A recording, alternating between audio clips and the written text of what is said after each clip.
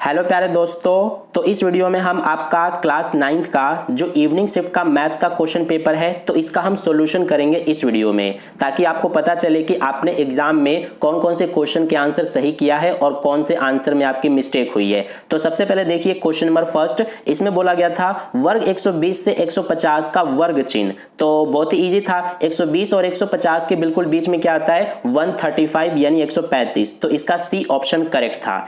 इसके बाद second question है कि दो परिमेय संख्याओं के बीच, तो दो परिमेय संख्याओं के बीच अपरिमित रूप से अनेक परिमेय संख्याएं होती हैं, यानी इसका ये बी वाला ऑप्शन करेक्ट था। इसके बाद नेक्स्ट हमारा थर्ड क्वेश्चन, दो कोण जिनका योग 90 डिग्री होता है वह कहलाते हैं। तो वो पूरक कोण कहलाते हैं, जिन दो कोणों का योग 90 डिग्री होता है उनको हम पूरक कोण बोलते हैं। इसके बाद जो फोर्थ क्वेश्चन है कि एक्स अक्ष से बिंदु -2 5 की लांबिक दूरी है। तो ये जो बिंदु है -2 5, इसकी एक्स अक्ष से लांबिक दूरी पूछी गई थी। जैसे इस तरह से हम ग्राफ बनाएंगे, इस ग्राफ में ये जो बिंदु है वो हमारा यहां पर कहीं पे आएगा। तो ये बिंदु जो हमारा एक्स अक्ष है, तो एक्स अक्ष से लांबिक दूरी पूछा है, यानी ये वाली दूरी पूछा है। तो देखिए यहां पर इसका जो y की वैल्यू है वो 5 है, तो इसीलिए इसकी इस बिंदु की जो लांबिक दूरी होगी एक्स अक्ष से वो 5 इकाई होगी। तो 5 हमारा ये रहा सी ऑप्शन में, तो इसीलिए इसका फोर्थ का सी ऑप्शन करेक्ट था। ठीक है, इसके बाद जो फिफ्थ क्वेश्चन है, इसमें इसका जो है हमसे एक्स स्क्वायर का गुणांक पूछा है। ये जो हमें दिया गया है पॉलिनोमियल, इसमें एक्स स्क्वायर का गुणांक पूछा है। तो सबसे पहले हम क्या करेंगे, ये जो एक्स स्क्वायर है इसका सबसे पहले ब्रैकेट के अंदर जो एक्स स्क्वायर है उसमें गुणा करेंगे। तो ये हमारा क्या आएगा, एक्स की घात 4 आएगा। फिर एक्स स्क्वायर का इस 2x में करेंगे तो ये हो जाएगा 2x की घात 3, और फिर एक्स स्क्वायर का हम जो हमारा -5 है उसमें करेंगे तो -5x स्क्वायर हो जाएगा। अब इसमें x स्क्वायर वाला जो पद है वो हमारा ये वाला है, तो x स्क्वायर का क्या गुणांक हुआ -5, तो -5 जो है वो हमें इस डी ऑप्शन में दिया गया है, तो इसका डी ऑप्शन करेक्ट था। इसके बाद सिक्स्थ क्वेश्चन में देखिए 16 सेंटीमीटर ऊंचाई वाले शंकु के आधार की त्रिज्या 12 सेंटीमीटर है। इसकी तिर्यक ऊंचाई पूछी गई थी, तिर्यक ऊंचाई यानी कि स्लैंट हाइट। तो इसका L निकालने का क्या फॉर्मूला होता है, अंडर रूट जो हमारा h स्क्वायर होता है प्लस में r स्क्वायर। तो h यानी कि हाइट हमें 16 दिया गया है, तो 16 का स्क्वायर कर देंगे तो 16 का स्क्वायर होता है 256, प्लस में r स्क्वायर है, r हमें दिया गया है 12, ठीक है 12 सेंटीमीटर, तो 12 का स्क्वायर कर देंगे तो ये हो जाएगा 144। अब इन दोनों को जोड़ देंगे 256 और 144, तो ये आ जाएगा हमारा 400, और 400 का वर्गमूल यानी कि स्क्वायर रूट 20 होता है, तो L का मान कितना आ जाएगा 20, और 20 हमें कौन से ऑप्शन में दिया है, ए ऑप्शन में। इसके बाद देखिए सेवेंथ क्वेश्चन में हमसे बोला गया है कि वृत्त की सबसे बड़ी जीवा वृत्त का डैश है। तो वृत्त की सबसे बड़ी जीवा जो होती है वो वृत्त का व्यास होता है, तो इसीलिए इसका डी ऑप्शन बिल्कुल करेक्ट था। इसके बाद 8th क्वेश्चन में एक चतुर्भुज ABCD में AB बराबर BC तथा CD बराबर DA है, तो वह चतुर्भुज है। तो जैसे देखिए ये हमने ये एक चतुर्भुज बनाया, इसका नाम हो जाएगा ये ABCD। अब इसमें AB और BC बराबर है और CD DA के बराबर है, तो ये हमारा क्या है, एक इसमें ये एक पतंग है यानी कि काइट में ऐसा होता है हमारा, ठीक है। तो पतंग हमें दिया गया है ए ऑप्शन में, तो इसका ए ऑप्शन करेक्ट था। इसके बाद जो क्वेश्चन नंबर 9 है, इसमें ये जो हमें दिया गया है इसका हमसे वैल्यू यानी कि इसका मान पूछा गया है। तो ये इजी है, इसको जब आप सॉल्व करोगे तो इसका आंसर आएगा 1/27, 1/27, यानी कि डी ऑप्शन इसका बिल्कुल करेक्ट था। इसके बाद इंग्लिश मीडियम में भी जो मैंने हिंदी मीडियम में ऑप्शंस बताए हैं वही ऑप्शन इंग्लिश मीडियम में भी राइट है, यानी कि जो फर्स्ट क्वेश्चन है उसका सी ऑप्शन, इसके बाद सेकंड क्वेश्चन का ये बी वाला ऑप्शन, इसी तरह से बाकी भी सारे हैं। इसके बाद चलते हैं नेक्स्ट क्वेश्चन नंबर 10 पर। तो क्वेश्चन नंबर 10 में बोला गया है एक त्रिभुज ABC में कोण A प्लस कोण B 75 डिग्री तथा कोण B प्लस कोण C 130 डिग्री है। तो कोण B का माप है, हमसे कोण B का माप पूछा गया है।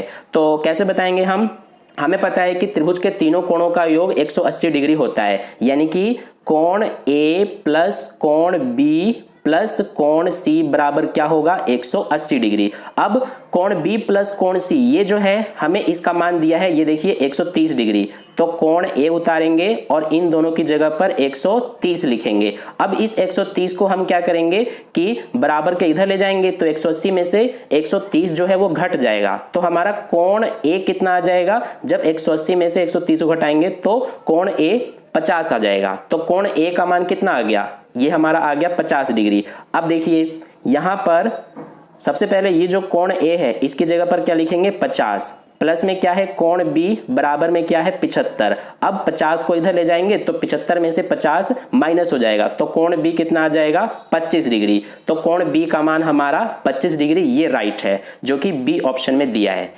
ठीक है, इसके बाद नेक्स्ट देखिए क्वेश्चन नंबर 11, इनमें से कौन सा रैखिक बहुपद है। तो ये वाला हमारा रैखिक बहुपद है क्योंकि इसमें जो चर है x उसमें घात कुछ भी नहीं है यानी कि 1 माना जाएगा, तो इसीलिए ये क्या है, ये रैखिक बहुपद है, यानी डी ऑप्शन इसका करेक्ट था। इसके बाद क्वेश्चन नंबर 12 में देखिए, एक त्रिभुज जिसका आधार व लंब क्रमशः 6 सेंटीमीटर व 5 सेंटीमीटर है का क्षेत्रफल हमसे पूछा गया है। तो देखिए हमें आधार यानी बेस और हाइट यानी कि लंब दिया गया है, तो हम इसमें कौन सा फॉर्मूला लगा देंगे 1/2 इंटू बेस इंटू हाइट वाला। तो ये 1/2 इंटू बेस यानी कि आधार कितना दिया हुआ है, ये हमें 6 और लंब यानी कि हाइट 5, तो 2 एकम 2, 2 तिया 6, 3 और 5 का गुणा कर देंगे तो ये आ जाएगा 15। तो 15 हमारा आंसर हो जाएगा जो कि ए ऑप्शन में दिया गया है।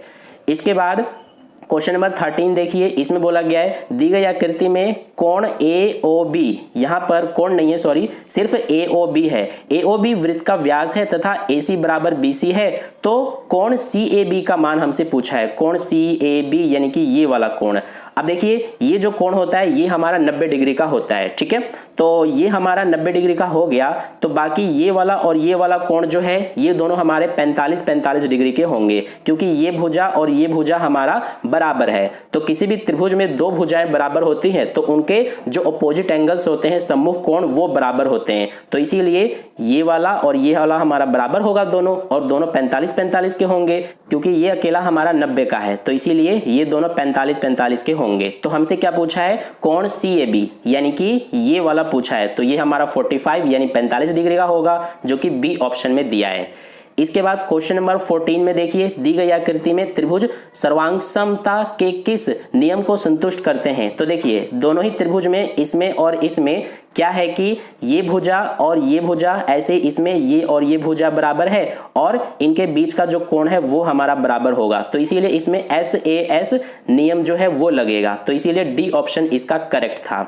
इसके बाद क्वेश्चन नंबर 15, कौन से चतुर्थांश में एक बिंदु की कोटि धनात्मक होती है। तो जो हमारा पहला और दूसरा चतुर्थांश होता है उसमें जो हमारा कोटि होता है वो धनात्मक होता है, यानी कि y की वैल्यू। ठीक है, तो इसीलिए इसका डी ऑप्शन करेक्ट था।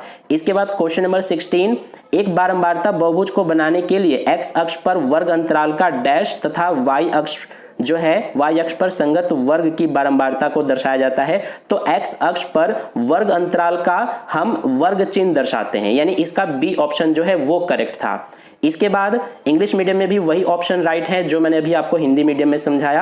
अब क्वेश्चन नंबर 17 देखिए, इसमें एक त्रिभुज की भुजाएं ये हमें दी गई हैं 69, 69 सेंटीमीटर, 46 और 35। हमसे पेरीमीटर यानी परिमाप पूछा था, तो इन तीनों को सीधा हमें डायरेक्ट ऐड कर देना था, जोड़ देना था। तो इन तीनों को जब हम जोड़ेंगे ना तो ये आ जाएगा हमारा 150 यानी कि 150 सेंटीमीटर, तो इसका सी ऑप्शन करेक्ट था।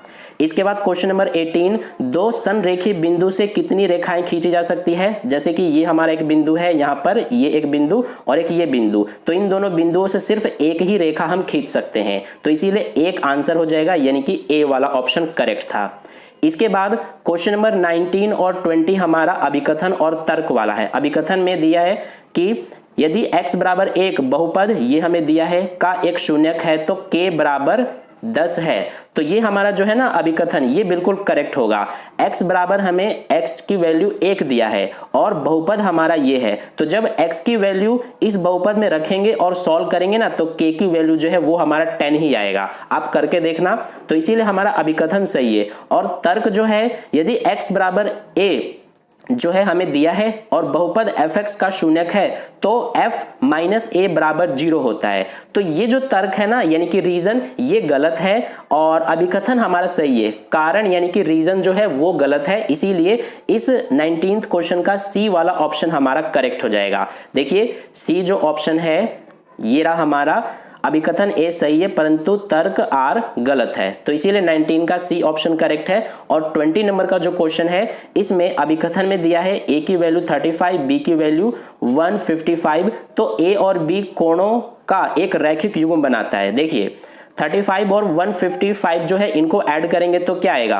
190, 190 आएगा। और बोला है रैखिक युग्म बनाते हैं। रैखिक युग्म हमारा इस तरह से एक सीधी रेखा पर ये जो यहाँ पर दो कोण होते हैं ये बनाते हैं। तो रैखिक युग्म जो होता है वो हमारा 180 डिग्री का बनता है, लेकिन यहाँ पर जोड़ने पर 190 आ रहा है, तो इसीलिए जो अभिकथन है ये हमारा गलत है। कारण में कोणों के रैखिक युग्म का योग हमेशा 180 डिग्री होता है, ये सही है। तो हमारा अभिकथन गलत है लेकिन कारण जो है तर्क वो सही है, तो इसीलिए डी ऑप्शन हमारा करेक्ट हो जाएगा क्वेश्चन नंबर 20 का। अभिकथन गलत है परंतु तर्क यानी आर सही है। तो क्वेश्चन नंबर 20 का डी हो गया। इसके बाद क्वेश्चन नंबर 21 से खंड ख हमारा शुरू हो जाता है, तो यहां से मैं आपको अगली वीडियो में बताऊंगा। ठीक है, वीडियो को एक लाइक कर देना और अपने दोस्तों के साथ शेयर कर देना ताकि उन्हें भी पता चले कि उनके कितने आंसर सही गए हैं एग्जाम में। और चैनल को आपने सब्सक्राइब नहीं किया तो सब्सक्राइब करके बेल आइकन प्रेस कर लेना, क्योंकि आगे जो और एग्जाम्स होंगे और भी सब्जेक्ट के, उनके भी सोल्यूशन और उनके सैंपल पेपर की वीडियो में अपलोड करने वाला हूं, तो इसीलिए चैनल को सब्सक्राइब कर लेना। मिलते हैं अगली वीडियो में।